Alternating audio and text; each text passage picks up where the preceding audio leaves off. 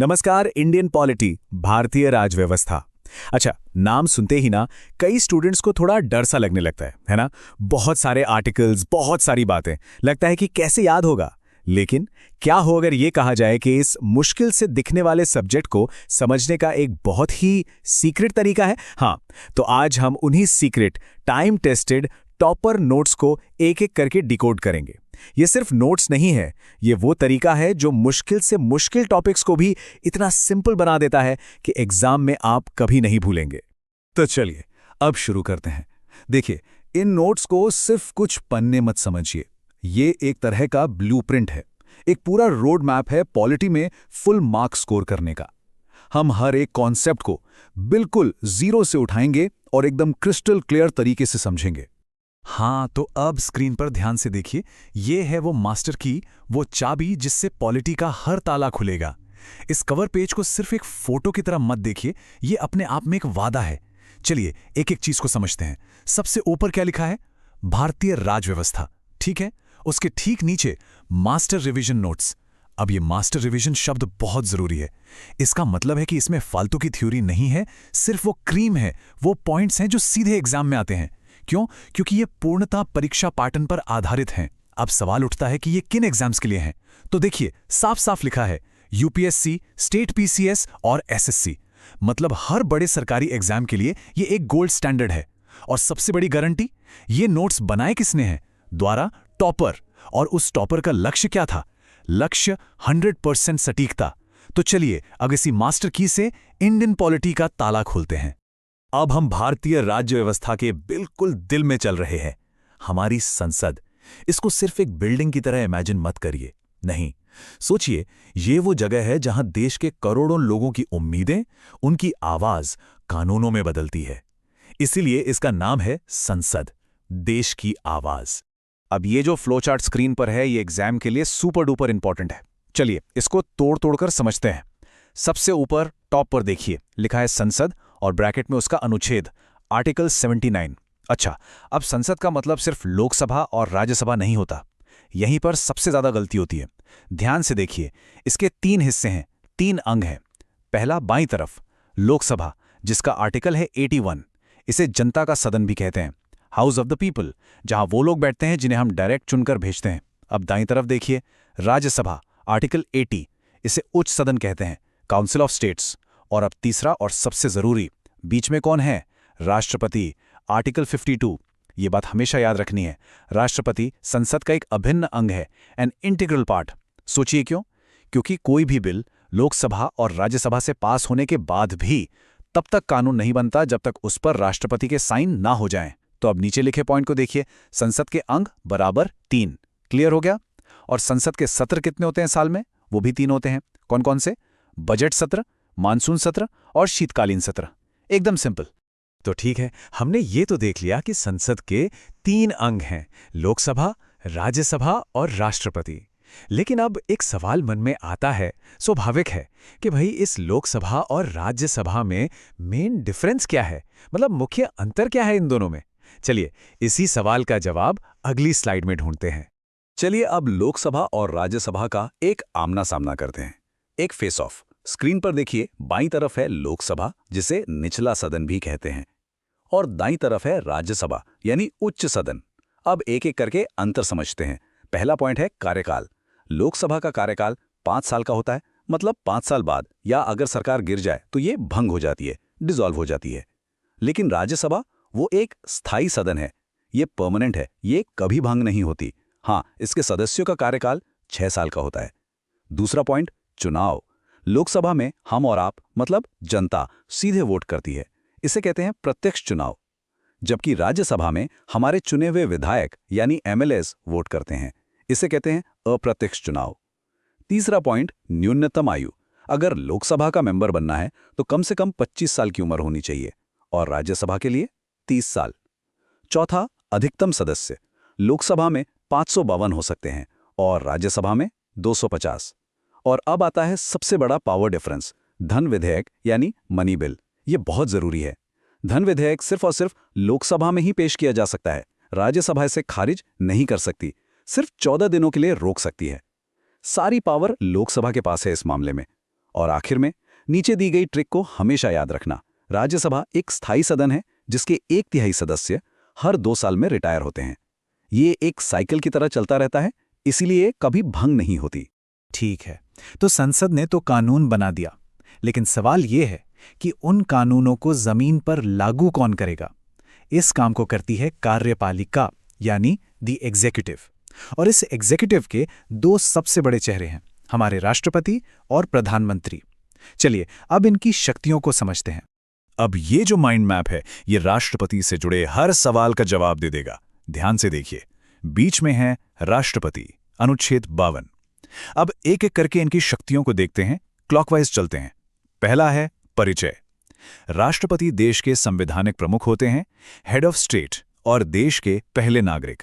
लेकिन हां, असली शक्ति प्रधानमंत्री के पास होती है। दूसरा, चुनाव।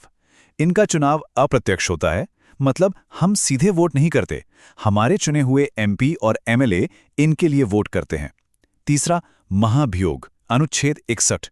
ये राष्ट्रपति को पद से हटाने का एक बहुत ही कठिन प्रोसेस है, जो तब इस्तेमाल होता है जब वो संविधान का उल्लंघन करें। फिर आती है क्षमादान शक्ति, अनुच्छेद 72। ये एक बहुत खास पावर है, जिससे राष्ट्रपति किसी भी दोषी की सजा को माफ कर सकते हैं, कम कर सकते हैं, यहां तक कि फांसी की सजा को भी। और आखिर में आपातकालीन शक्तियां। 3 तरह की इमरजेंसी पावर्स हैं, अनुच्छेद 352 राष्ट्रीय आपातकाल, अनुच्छेद 356 राज्य में राष्ट्रपति शासन और अनुच्छेद 360 वित्तीय आपातकाल। ये तीनों राष्ट्रपति के नाम पर ही लागू होती हैं। और नीचे देखिए, पहले राष्ट्रपति थे डॉक्टर राजेंद्र प्रसाद और वर्तमान राष्ट्रपति हैं द्रौपदी मुर्मू जी। अच्छा, तो अगर राष्ट्रपति हेड ऑफ स्टेट हैं, तो प्रधानमंत्री होते हैं हेड ऑफ गवर्नमेंट, मतलब सरकार के मुखिया। यही असली पावर सेंटर हैं। अब एक एक पॉइंट को देखते हैं। पहला, नियुक्ति। इनकी नियुक्ति राष्ट्रपति करते हैं, जैसा कि अनुच्छेद 75 में लिखा है। दूसरा, ये देश के वास्तविक प्रमुख हैं, सारे बड़े फैसले यही लेते हैं और नीति आयोग के अध्यक्ष भी प्रधानमंत्री ही होते हैं। तीसरा, न्यूनतम आयु 25 वर्ष है, क्योंकि इन्हें लोकसभा या राज्यसभा का सदस्य होना होता है। कार्यकाल 5 वर्ष का होता है। और ये संसदीय शासन प्रणाली, ये पूरा सिस्टम हमने कहाँ से लिया है? ये एग्जाम में बहुत बार आता है, ब्रिटेन से। अब दाईं तरफ बने फैक्ट बॉक्स को देखिए। पहले प्रधानमंत्री जवाहरलाल नेहरू जी, पद से त्यागपत्र देने वाले प्रथम प्रधानमंत्री मोरारजी देसाई और 2 बार पद संभालने वाली इंदिरा गांधी। ये फैक्ट सीधे सीधे सवाल बन जाते हैं। तो ठीक है, कानून बन भी गया और लागू भी हो गया, पर एक सवाल है, अगर कोई कानून संविधान के ही खिलाफ हो तो, या किसी नागरिक के अधिकारों को छीन रहा हो तो हमारी रक्षा कौन करेगा? यहीं पर आता है लोकतंत्र का हमारा तीसरा और सबसे मजबूत स्तंभ, न्यायपालिका, द जुडिशरी। ये संविधान के असली गार्जियन हैं। अब बात करते हैं देश की सबसे ऊंची अदालत की, उच्चतम न्यायालय यानी द सुप्रीम कोर्ट। इसका सबसे बड़ा, सबसे जरूरी काम क्या है? यह है संविधान का संरक्षक। ये संविधान की रक्षा करता है। अच्छा, हमारे सुप्रीम कोर्ट का जो ढांचा है, जो स्ट्रक्चर है, वो अमेरिका से प्रेरित है। यहां पर जजों की सेवानिवृत्ति आयु, मतलब रिटायरमेंट एज 65 वर्ष होती है। इनके पास एक खास शक्ति भी है, परामर्शदाता शक्ति, जो अनुच्छेद 143 में है। इसका मतलब है कि सुप्रीम कोर्ट राष्ट्रपति को किसी कानूनी मामले पर सलाह दे सकता है और इन्हें पद से हटाना ये बहुत मुश्किल है। लगभग राष्ट्रपति जैसा ही महाभियोग का प्रोसेस होता है। अब इस बॉक्स में लिखी चीज पर खास ध्यान दीजिए। अनुच्छेद 142 क्या है? ये सुप्रीम कोर्ट की एक स्पेशल पावर है पूर्ण न्याय करने की। मतलब अगर किसी मामले में कोई कानून नहीं है तो भी लोगों को पूरा न्याय देने के लिए सुप्रीम कोर्ट इस आर्टिकल का इस्तेमाल कर सकता है। और हां, पहले मुख्य न्यायाधीश थे हरिलाल जे कानिया। अब 2 और बहुत शक्तिशाली इंडिपेंडेंट बॉडीज को समझते हैं। बाईं तरफ देखिए, ये है निष्पक्ष चुनाव की गारंटी, हमारा निर्वाचन आयोग, जिसका जिक्र अनुच्छेद 324 में है। इसका गठन राष्ट्रपति करते हैं। इससे जुड़ा एक बहुत जरूरी फैक्ट ये है कि वोट देने की उम्र 21 से घटाकर 18 साल 1989 में की गई थी। और हमारे पहले मुख्य चुनाव आयुक्त थे सुकुमार सेन। अब दाईं तरफ देखिए, ये हैं सरकार के सबसे बड़े वकील, महान न्यायवादी यानी अटॉर्नी जनरल, अनुच्छेद 76। इनकी एक बहुत ही इंटरेस्टिंग पावर है, ये संसद की कार्यवाही में हिस्सा ले सकते हैं, बोल सकते हैं, लेकिन वोट नहीं कर सकते। और एक और ख़ास बात, ये सरकार के फुल टाइम कर्मचारी नहीं होते, ये अपनी प्राइवेट प्रैक्टिस भी जारी रख सकते हैं। और अब हम आते हैं इस सेशन के सबसे ज़रूरी हिस्से पर, परीक्षा के लिए वेरी वेरी इंपॉर्टेंट फैक्ट्स, मतलब VVI फैक्ट्स। ये वो तथ्य हैं जिन्हें अच्छे नंबर लाने के लिए याद करना ही पड़ेगा। इसको एक रैपिड फायर राउंड की तरह समझिए। चलिए, कुछ सबसे ज़रूरी आर्टिकल्स को फटाफट रिवाइज करते हैं। बाईं तरफ देखिए 3 इमरजेंसी आर्टिकल्स। पहला, अनुच्छेद 352, राष्ट्रीय आपातकाल। ये तब लगता है जब देश पर कोई बाहरी खतरा हो या युद्ध जैसी स्थिति हो। दूसरा, अनुच्छेद 356, राज्य आपातकाल। इसे ही हम आम भाषा में राष्ट्रपति शासन कहते हैं। और तीसरा, अनुच्छेद 360, वित्तीय आपातकाल। एक इंटरेस्टिंग फैक्ट यह है कि यह आज तक हमारे देश में कभी नहीं लगा। अब दाईं तरफ देखिए, अनुच्छेद 343, ये हमारी राजभाषा यानी हिंदी से जुड़ा है। और अनुच्छेद 368, ये संसद को संविधान में संशोधन मतलब बदलाव करने की शक्ति देता है। इस स्लाइड पे बहुत बड़ा बड़ा लिखा है VVI आर्टिकल्स, और उसके साथ में लिखा है रट लो। इसका मतलब है कि ये वो आर्टिकल्स हैं जो एग्जाम में सीधे सीधे पूछे जाते हैं। इनमें कोई कंफ्यूजन नहीं होना चाहिए। चलिए एक एक करके देखते हैं। अनुच्छेद 14, कानून के सामने सब बराबर हैं। अनुच्छेद 17, अस्पृश्यता का अंत यानी छुआछूत का अंत। ये बहुत बहुत जरूरी है, देखिए इस पे गोला भी बना हुआ है। अनुच्छेद 21, जीवन का अधिकार। अनुच्छेद 40, ग्राम पंचायतों का गठन। अनुच्छेद 51 क, हमारे मौलिक कर्तव्य।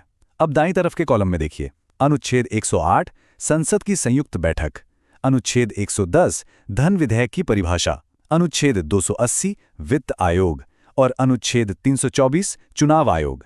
ये तो बिल्कुल याद होनी चाहिए।